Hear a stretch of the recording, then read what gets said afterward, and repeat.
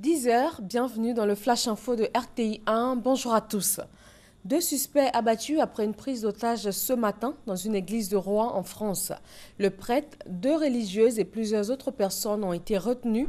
Le prêtre aurait été égorgé et l'un des otages blessé. Les preneurs d'otages armés de couteaux ont été neutralisés. Ici, en Côte d'Ivoire, ouverture hier à Yamoussoukro des travaux des experts pour la 5e conférence au sommet du traité d'amitié et de coopération entre la Côte d'Ivoire et le Burkina Faso. Entre autres points abordés par les 4 commissions constituées, les questions de défense et de sécurité, les infrastructures routières et l'intégration sous-régionale.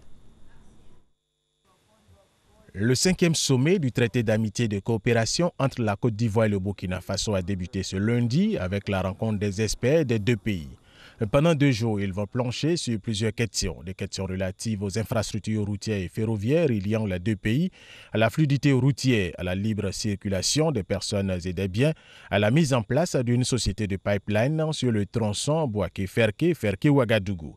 De diplomatie, d'intégration régionale, il en sera question, sans oublier la défense et la sécurité pour mieux lutter contre le terrorisme au niveau de la sous-région. L'agriculture, le foncier rural, les ressources animales, le changement climatique, la santé, l'éducation sont également sur la table des experts. Des experts qui vont procéder par ailleurs à l'évaluation des décisions et recommandations issues de la 4e conférence au sommet du traité d'amitié et de coopération entre la Côte d'Ivoire et le Burkina Faso, à la validation des projets d'accord à signer lors de cette 5e conférence au sommet et enfin à l'élaboration du projet de communiqué conjoint. Parlons économie avec cette rencontre des acteurs gouvernementaux, des parlementaires, des élus locaux du secteur privé et de la société civile. L'objectif pour eux est de s'approprier les pratiques de la gestion axées sur les résultats de développement. Il s'agit également d'améliorer l'efficacité des politiques publiques dans la résolution des questions de bien-être des populations. Journée mondiale de sensibilisation contre les violences faites aux filles et aux femmes hier 25 juillet. En Côte d'Ivoire, les structures étatiques de protection des droits des femmes et les ONG qui œuvrent dans le domaine se sont retrouvées au siège de l'ONU Femmes. Ces sensibilisations sur les droits de la femme et de la jeune fille sont appelées Journée Orange. Le célèbre chanteur congolais Koffi Olomidé a été interpellé en exécution d'un mandat du procureur de Kinshasa qui voudrait l'interroger. Il est au centre d'une polémique pour avoir donné un coup de pied à une de ses danseuses au Kenya, d'où il a été expulsé.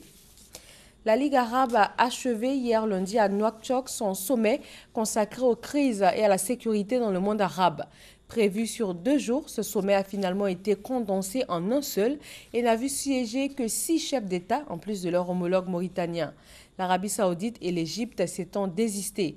L'agenda initial comportait plusieurs questions, dont la sécurité dans le monde arabe et le projet d'une force commune à cet ensemble de pays où les foyers de tension sont nombreux.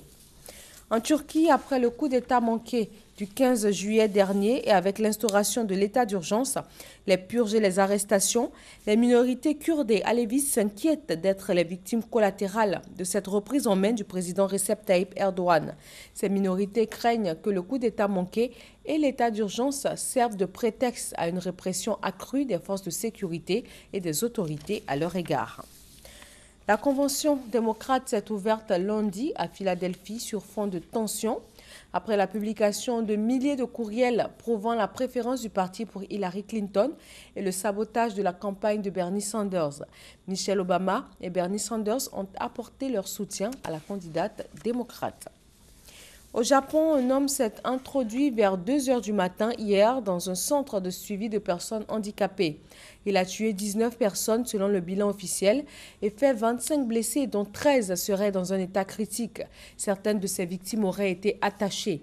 L'auteur du massacre serait un ancien employé du centre âgé de 26 ans.